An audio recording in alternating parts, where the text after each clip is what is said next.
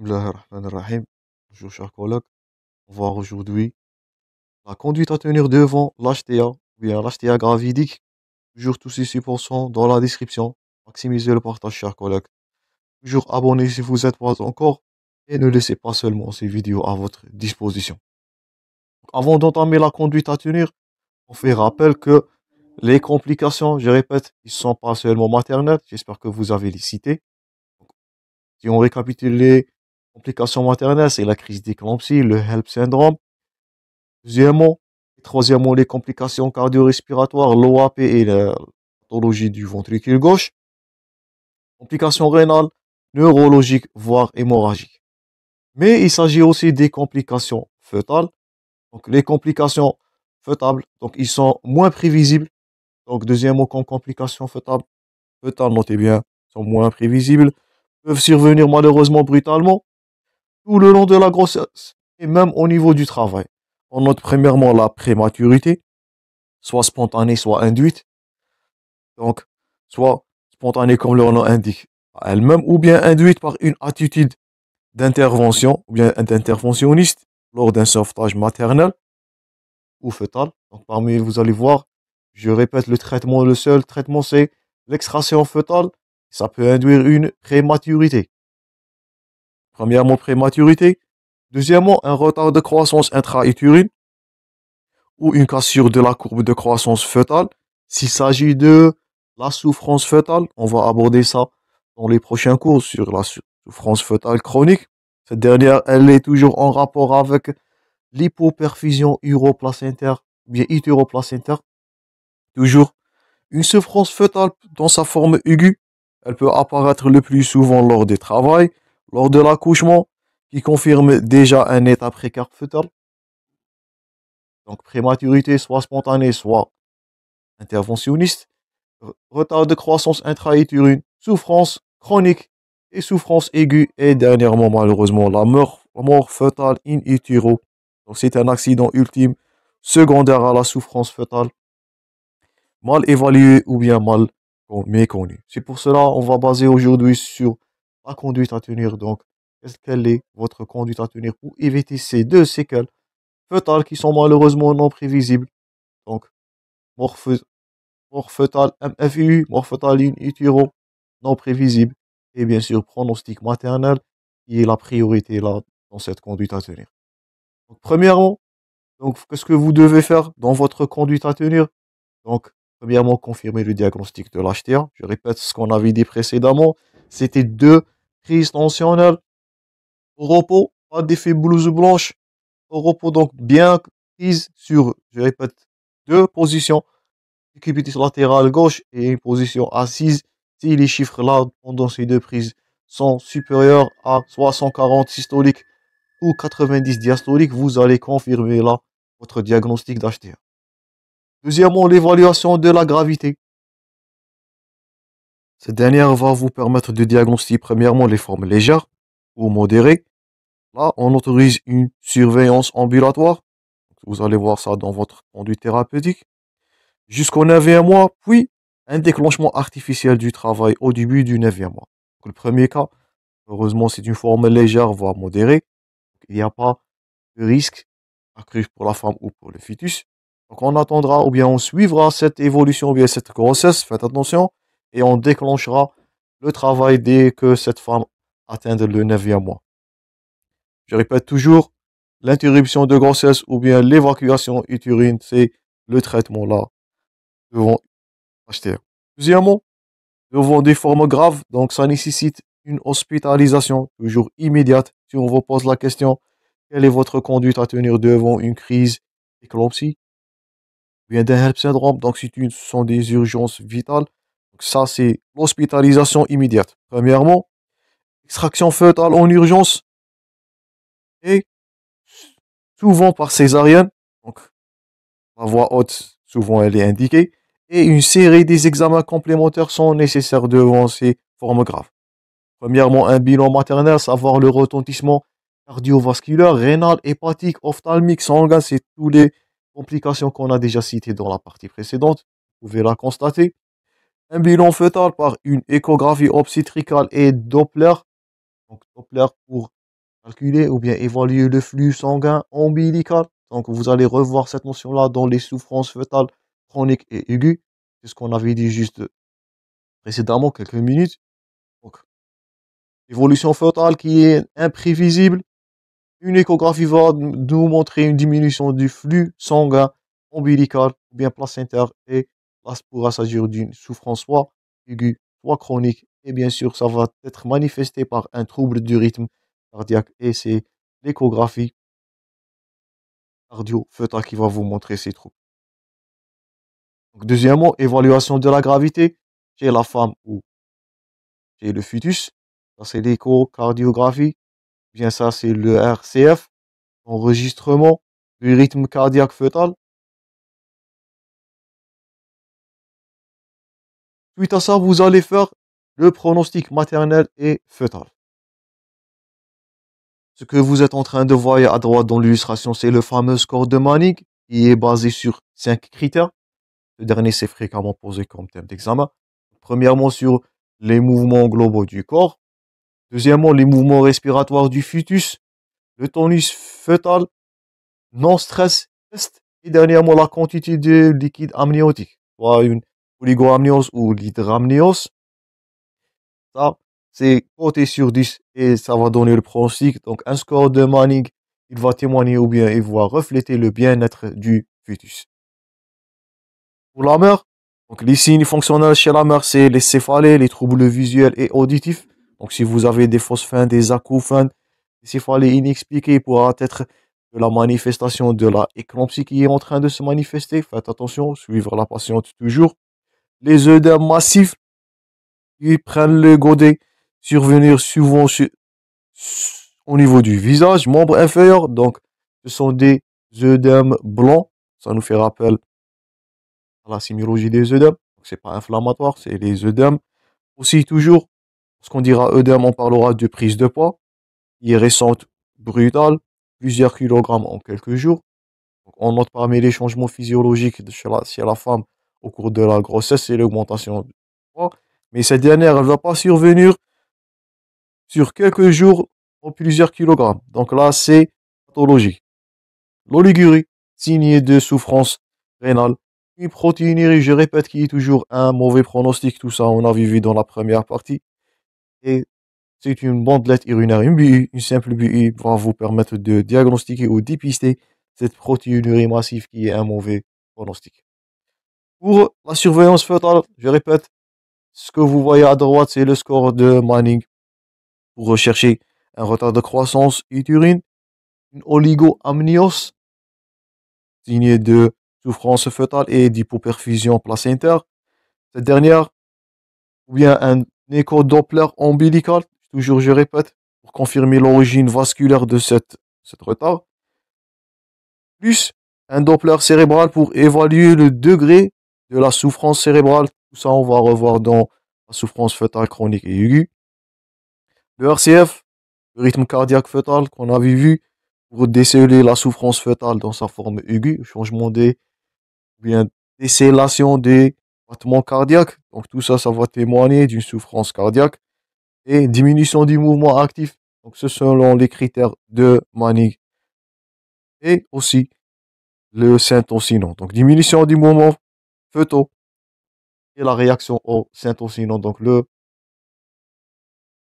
test au syntocinon, bien l'épreuve de l'ocytocine qui va provoquer des contractions utérines pour savoir les changements, je répète, des mouvements fœtaux et de rythme cardiaque pour déceler la souffrance fœtale. Tout ça, on va le revoir dans les souffrances fœtales chroniques et souffrances aiguës. Passons maintenant à la thérapeutique, la prise en charge thérapeutique. Premièrement, le traitement médical.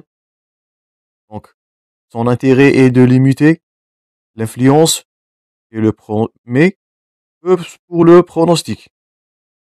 Donc, l'HTA n'est pas un symptôme donc, à retenir d'une maladie polyviscérale. Le traitement là, s'il est trop énergique, il peut aggraver la souffrance fœtale. Donc, ça va donner la réduction de la perfusion utéroplacentaire. Donc, premièrement, comme traitement médical, c'est pour cela que je répète, le traitement de l'HTA au cours de la grossesse, c'est l'extraction fœtale. Vous voyez maintenant que le traitement médical, il est très limité, peu d'influence sur le pronostic et pourra aggraver cette dernière ou bien la perfusion utéroplacentaire. Les objectifs de ce dernier, de ce traitement médical, son seul objectif est d'éviter les coups hypertensifs, donc limiter l'aggravation, seulement limiter les dégâts et pas guérir la patiente. Je répète, le traitement là, c'est l'extraction fœtale. Ce traitement, si on vous pose la question, notez-vous bien ces trois lignes, si on vous pose la question quel est le but du traitement, bien l'objectif du traitement médical au cours d'une HTA gravidique, donc c'est pas guérir, c'est pas d'influencer ou bien de améliorer le pronostic, seulement limiter les complications ou bien les coups hypertensifs. Les objectifs sont premièrement viser à conserver la pression artérielle diastolique inférieure à 110 mm/Hg, je répète, il y a une notion de gravité. Donc entre 90 et 105, ça serait une hypertension, mais c'est pas une hypertension morbide et menaçante. La baisse de la pression artérielle doit être à retenir progressive. Une baisse trop rapide donc, pourra être fatale pour le fœtus. Toujours diminution du flux placentaire. Donc cette dernière, elle fait apparaître ou elle va aggraver un retard de croissance intra-utérine. Donc faites attention, traitement seulement pour limiter ou bien diminuer la pression artérielle diastolique, la garder inférieure à 110 mm/Hg. Ce dernier doit être progressif, on ne veut pas créer une souffrance fœtale aiguë. Et troisièmement, pour permettre une expansion volumique par perfusion de l'albumine, donc toujours une surveillance de l'albuminémie et l'albuminérie. Donc les objectifs de ce dernier, de traitement, donc éviter la pression artérielle diastolique élevée supérieure à 10. Ce traitement, deuxièmement, faites attention, il doit être progressif.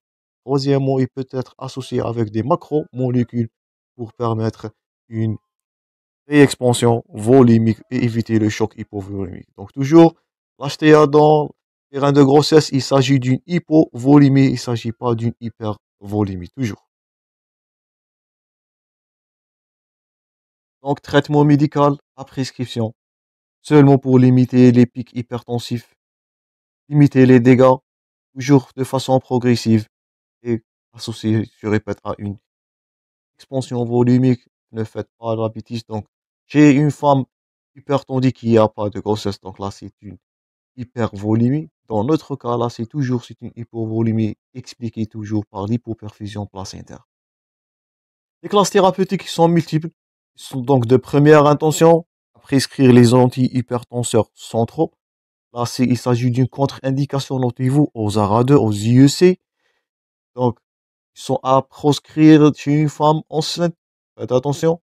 Les ARA2, les inhibiteurs de l'enzyme de conversion. Donc, tout ça, c'est à proscrire. Donc, en première intention, c'est la clonidine, toujours anti-hypertenseurs centraux, ou bien le catapressant. Deuxièmement, les alpha-méthyldopamine, ou bien l'aldomètre. Notez-vous bien, pour s'agir d'une question d'examen. Donc, la clonidine, l'aldomètre, l'alpha-bêta-bloquant, ou bien le trondate, la bétalol aussi. Les inhibiteurs calciques, c'est le cas de nicardipine, ou bien le Loxane. L'aspirine, donc, comme traitement préventif s'il s'agit d'un risque de croissance intra-utérine ou bien une bradycardie fœtale. Donc la clonidine, l'alpha-méthyldopa, c'est l'aldomètre, l'alpha-bloquant, bien la bétalol, le trondate, les inhibiteurs calciques, nicardipine ou Loxane, bêta-bloquant, s'il s'agit d'un risque de croissance intra-utérine et bradycardie fœtale. L'aspirine préventif uniquement chez la femme à haut risque. Avant 16 semaines d'aménorrhée, elle est à arrêter 2 semaines avant la date d'accouchement. Donc on ne veut pas avoir des hémorragies. Et dernièrement, donc l'héparine de bas poids moléculaire. Attention, l'HBP1, elle est à utiliser s'il s'agit d'un risque thrombotique et elle est non recommandée. Donc,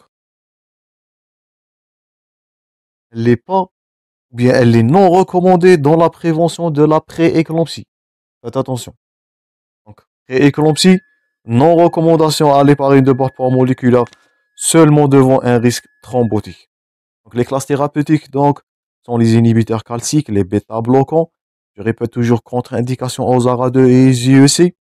Aussi, d'autres substances ou bien d'autres indications, c'est, faites attention, c'est souvent posé en question d'examen, un régime sans sel ou bien un régime et diurétique, faites attention, ils sont à proscrire, contre-indiqués totalement. Donc la femme, elle va manger normalement, prendre un régime normo-sodé. Donc pas d'un régime sans sel, pas de diurétique, pas de ZARA2, pas de IEC, pas des enzymes inhibiteurs de l'enzyme de conversion, car ils vont aggraver, je répète, l'hypovolémie. Toujours la physiopathologie, elle est expliquée par deux termes, hypovolémie et diminution ou bien hypoperfusion placentaire. Donc ça va provoquer, aggraver l'hypovolémie qui est déjà présente chez la femme enceinte hypertendue. Toujours, je répète là, c'est noté dans le support, donc réduire la perfusion utéroplacentaire. Aussi à prescrire, bien à proscrire les IEC, les inhibiteurs de l'enzyme de conversion. Pourquoi? Parce qu'ils sont phytotoxiques. Et comme on avait dit, les ARA2, les antirénines, angiotensine 2 et les inhibiteurs de la rénine, tout ça, il est à proscrire chez la femme enceinte. Donc, un régime normodosé, ou bien un régime, pas de régime sans sel. Faites attention aux furosémides et les diurétiques, les inhibiteurs, ou bien les inhibiteurs de l'enzyme de conversion et les ARA2. Tout ça, il est à proscrire. Et dernièrement, avant de conclure, on va voir la prise ou bien la conduite thérapeutique devant les cas d'HTA. Donc, on avait dit, on avait parlé de ça premièrement dans la partie précédente.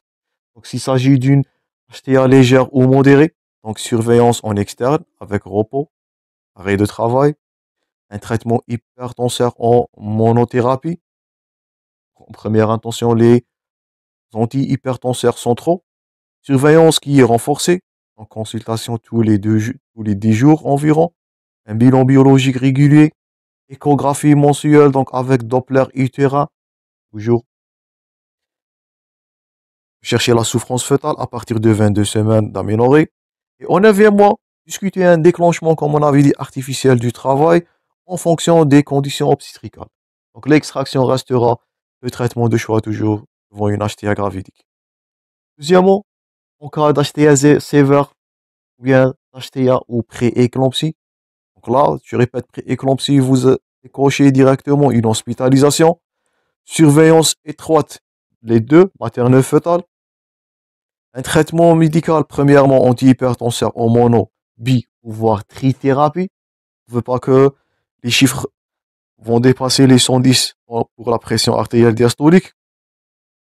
Administration, je répète, elle est par voie parentérale. Là, c'est l'urgence. Donc, ce qu'on dira hospitalisation, on dira la voie parentérale.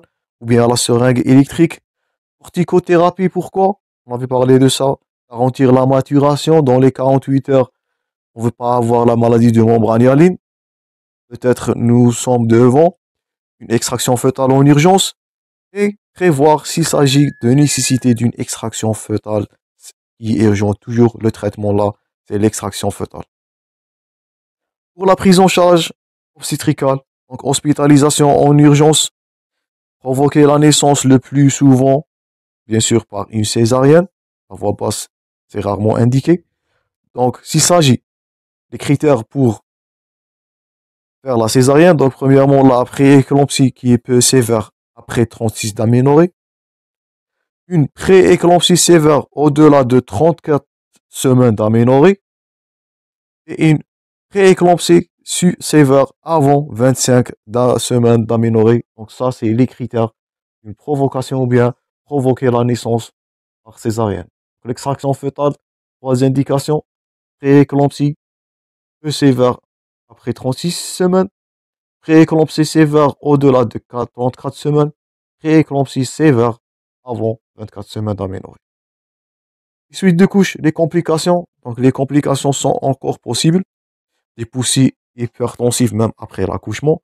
Une éclampsie peut survenir. Une CIVD, le HELP syndrome. Et l'HTA met parfois plusieurs semaines pour disparaître. C'est pour cela, on maintient la surveillance étroite, n'arrêtez que progressivement le traitement antihypertenseur. Et en sortie, ça c'est à retenir, c'est pour vous. Donc, une contraception efficace, elle doit être mise en évidence. Bien, doit être prescrite. Donc, une contraception doit éviter les œstroprogestatifs et on préférera les microprogestatifs. Faites attention. Donc, sur ce terrain fragilisé, donc évitez les œstroprogestatifs, préférez les microprogestatifs et toujours une contraception efficace pour éviter les séquelles. Donc ça c'est tout pour l'HTA, chers collègues. J'espère que vous avez noté tous les points forts concernant ce cours. J'espère que les deux parties sont bénéfiques. Donc, on va voir prochainement la diabète et HTA. Donc deuxième comorbidité, toujours fréquente, souvent retrouvée au cours des grossesses. Merci pour votre attention. Bon courage toujours dans vos préparations et à la prochaine.